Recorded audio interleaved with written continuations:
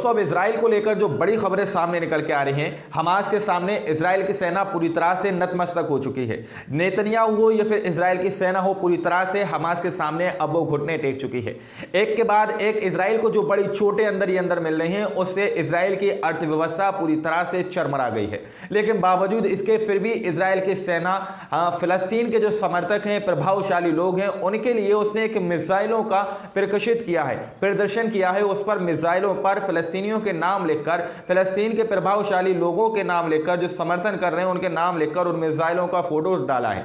लेकिन वहीं पर इजराइल एक के बाद एक जो अपनी नापाक और नाजायज चाल चलने की कोशिश कर रहा है, एक के बाद एक जो हमास के लड़ाकों के खिलाफ फिलिस्तीनियों को करने की कोशिश कर रहा है, लेकिन वो नहीं कर पा रहा है। हाल ही में हमने आपको एक रिपोर्ट दिखाई थी जिसके अंदर इजराइल के सैनिकों ने ड्रोन के जरिए से गाजा के अंदर कुछ पर्चे फेंके थे, जिसके अंदर हमास के टॉप 4 लीडरों का नाम लिखा गया था और उसमें फिलिस्तीनियों को लालच देने की कोशिश की गई थी कि अगर तुम लोग इन लीडर्स का पता बताओगे कि ये लोग कहां पर छुपे हैं या फिर इनकी जगह कहां पर है, तो हम आपको बहुत भारी एक इनाम देंगे। लेकिन फिलिस्तीनी उस लालच में नहीं आए। अभी तक कोई भी ऐसी खबर निकल कर नहीं आई कि एक भी फिलिस्तीनी ने किसी भी हमास के लड़ाकों के ठिकानों का पता बताया हो।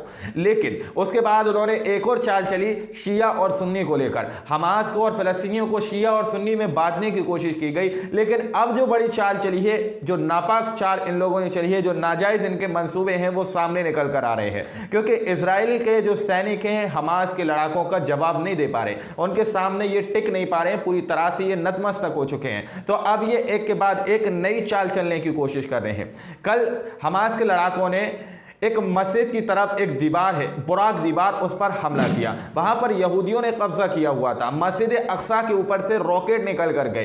तो वहां पर इजराइल की तरफ से एक बड़ा दावा किया गया है कि हमास के लड़ाके मस्जिद अक्सा को उड़ाना चाहते हैं, साफ तौर पर टेंपल माउंट को उड़ाना चाहते हैं। उनको मस्जिद अक्सा से कोई लेना देना नहीं है। इस तरह की नापाक बात जो है इजराइल की तरफ से कही गई है। हर एक खबर मैं आप लोगों के सामने रखूंगा। कुछ बड़ी खबरें हैं जिसको देखना आप लोगों को बहुत जरूरी है। सबसे पहले आप लोग फोटो देखिए स्क्रीन पर, जहां पर इजराइल की सेना की तरफ से यह फोटो प्रकाशित किया गया है। इजराइल की सेना ने इस फोटो में यह दिखाया है कि इस पर फिलिस्तीनियों के समर्थक जो प्रभावशाली लोग हैं उनके नाम उसने लिखे हुए हैं। यहां पर उनके नाम लिखकर इन मिसाइलों को दिखाने की कोशिश की गई है कि अब ये मिसाइल इन लोगों पर जाकर गिरेंगे और इनको मार गिराएंगे। इस तरह से यहां पर इजरायली सेना का कहना है। लेकिन दोस्तों बड़ी खबर यह निकल के आ रही है कि लाल सागर के अंदर जिस तरह से हूतियों ने अपना मोर्चा संभाला हुआ है, उसके बाद से ही लाल सागर के अंदर बड़ी बड़ी कंपनियों ने, दिग्गज दुनिया की जो बड़ी कंपनियां हैं, उन्होंने साफ तौर पर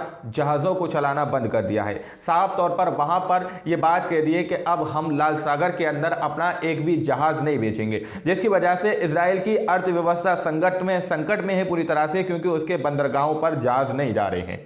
तो ये बड़ी खबर है कि इजराइल के लिए बंदरगाहों पर एक भी जहाज नहीं पहुंच पा रहा है। इजराइल को किसी भी तरह की अब मदद वहां पर नहीं पहुंच पा रही है। लेकिन वहीं पर दोस्तों यमन के हूथियों के मेजर जनरल ने बहुत बड़ी बात कह दी है, क्योंकि इजराइल बावजूद इसके अभी तक गाजा पर हमले नहीं रोक रहा है। तो यमन के हूती जो हैं उनके मेजर जनरल ने जो बड़ी बात कही है कि अगर इजराइल गाजा पर हमले बंद नहीं करता, इजराइल की सेना अगर गाजा पर जिस तरह से बैलिस्टिक मिसाइल से या फिर जो मिसाइलों से हमले करिए अगर वो नहीं रोकती, अगर गाजा पर हमले जारी रहेंगे, तो हम इजराइल के खिलाफ तीसरे चरण में यानी तीसरा मोर्चा चले जाएंगे। तीसरे चरण में हम चले जाएंगे और तीसरा मोर्चा हम इजराइल के खिलाफ खोल देंगे। यानी कि ये यमन के हूतियों की तरफ से, मेजर जनरल की तरफ से बड़ी चेतावनी दी गई है कि अभी तो हम सिर्फ लाल सागर के अंदर ही अंदर तुम पर हमला कर रहे हैं, यहां पर सिर्फ तुम्हारे जहाजों को नष्ट कर रहे हैं। अगर तुम गाजा में हमले नहीं रोकते हो तो फिर हम तीसरे चरण में चले जाएंगे, तीसरा मोर्चा हम इजराइल के खिलाफ खोल देंगे। लेकिन दोस्तों वहीं पर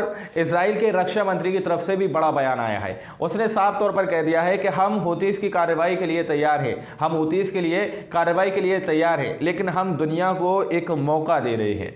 यहां पर साफ तौर पर यह बात कही जा रही है कि जो इजराइल के रक्षा मंत्री हैं वो ये कह रहे हैं कि हम हूतीस के कार्रवाई के लिए पूरी तरह से, हूतीस के खिलाफ की कार्रवाई के लिए पूरी तरह से तैयार हैं, हम उनका जवाब देंगे। लेकिन पहले हम दुनिया को एक मौका दे रहे हैं कि वो यमन के हूतियों को समझाए यमन के हूतियों को समझाएं, नहीं तो फिर हम कार्रवाई करेंगे। इस तरह का जवाब जो है इजराइल के रक्षा मंत्री की तरफ से दिया गया है, आप लोग समझ सकते हैं। वहीं पर मेजर जनरल ने यमन के हूतीस ने जो बड़ी बात कही है कि हम तीसरे चरण में इजराइल पर हमला करेंगे। उन्होंने ऐसा नहीं कहा कि दुनिया इजराइल को समझाए, लेकिन रक्षा मंत्री जो है इजराइल के, साफ तौर पर उनकी बात में डर महसूस हो रहा है कि पहले दुनिया को हम मौका दे रहे हैं कि वो जाकर यमन के हूतियों को समझाए कि यमन के हूती हमला ना करें, लेकिन यमन के हूती किसी की मानने को तैयार नहीं है। लेकिन दोस्तों वहीं पर बड़ी खबर मस्जिद अक्सा को लेकर आ रही है। बड़ी खबर ये निकल कर आ रही है कि इजराइल के एक शख्स ने जो है मस्जिद अक्सा को बचाने की बात कही है। उसने ये कहा है कि हमास के लड़ाके जो है मस्जिद अक्सा को नष्ट करने की कोशिश कर रहे हैं।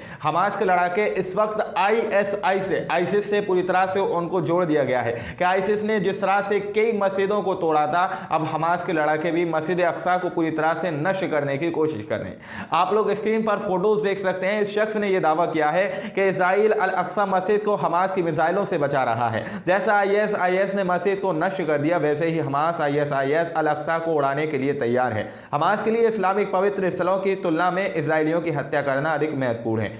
ये बात मैंने आज संयुक्त राष्ट्र महासभा में कही जब मैंने टेंपल माउंट की ओर दागी गई मिसाइल के आयरन डोम अवरोधन को दिखाया। ये वो आतंकवादी हैं जिन्हें संयुक्त राष्ट्र ने सुरक्षा के लिए चुना है। अविश्वसनीय देखें और रिट्वीट करें। इस तरह की बात यहां पर कही गई है। आप लोग पहले इसका वीडियो देखिए। Today, Hamas proved that murdering Israelis is even more important than preserving the Islamic holy sites they claim to protect. Watch this video.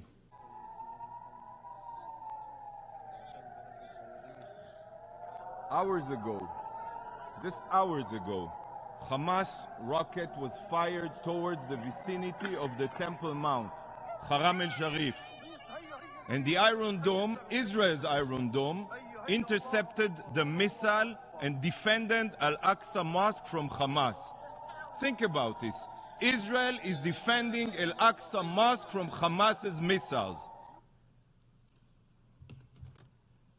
To the Arab League, to the Organization of Islamic Cooperation, I ask, this is who you have chosen to defend? A group of genocidal terrorists that prefer jihad at any cost over Islamic holy sites? Just as ISIS destroyed mosques. Video के अंदर साफ तौर पर यह दावा करता हुआ नजर आ रहा है कि हमने मस्जिद अक्सा की हिफाजत की, हमारे आयरन डोम की वजह से मस्जिद अक्सा बची हुई है। मैंने ये महासभा के राष्ट्रीय महासभा, संयुक्त राष्ट्र महासभा के अंदर ये वाली बात कही है कि टेंपल माउंट को बचाने का हम काम कर रहे हैं, लेकिन हमास के लिए कोई चीज़ मायने नहीं रखती।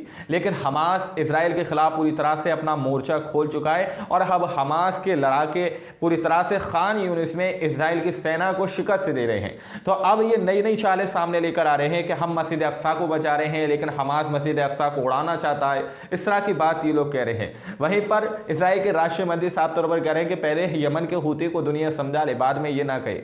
लेकिन यमन के हूती साफ तौर पर कह रहे हैं कि गाजा पर अगर इसी तरह से इजराइल हमला करता रहेगा तो फिर हम तीसरे चरण में चले जाएंगे और तीसरा मोर्चा इजराइल के खिलाफ खोल देंगे। दोस्तों, इजराइल को ये बड़ी बड़ी चोटें मिल रही हैं। जिस तरह से दुनिया की सभी कंपनियों ने इजराइल के जहाजों का बीमा करना साफ तौर पर मना कर दिया है, बंद कर दिया है कि हम इजराइल के जहाजों का बीमा नहीं करेंगे, क्योंकि इजराइल जानबूझकर लाल सागर के अंदर अपने जहाज भेज रहा है। वहीं पर बड़े बड़े जो दिग्गज जहाज हैं जो लाल सागर के अंदर चलते हैं, उन्होंने साफ तौर पर कह दिया है कि अब हम अपने जहाज लाल सागर के अंदर नहीं भेजेंगे, जिसकी वजह से इजराइल की बंदरगाहों पर जहाज नहीं पहुंच रहे हैं, जिसकी वजह से इजराइल की अर्थव्यवस्था पर बहुत भारी संकट मंडरा रहा है। इजराइल की अर्थव्यवस्था पूरी तरह से चरमरा सकती है और इजराइल के पास बहुत भारी कमी हथियारों की या फिर खाने पीने की भी हो सकती है। ये आज की कुछ बड़ी खबरें थी। आप लोग आज की इस रिपोर्ट को देखने के बाद क्या सोचते हैं, अपनी राय कमेंट सेक्शन में हमें जरूर दीजिएगा और सही और सटीक खबर देखने के लिए चैनल को जरूर से सब्सक्राइब कीजिएगा। मिलते हैं अगली वीडियो में, जब तक के लिए अपना ख्याल रखिएगा।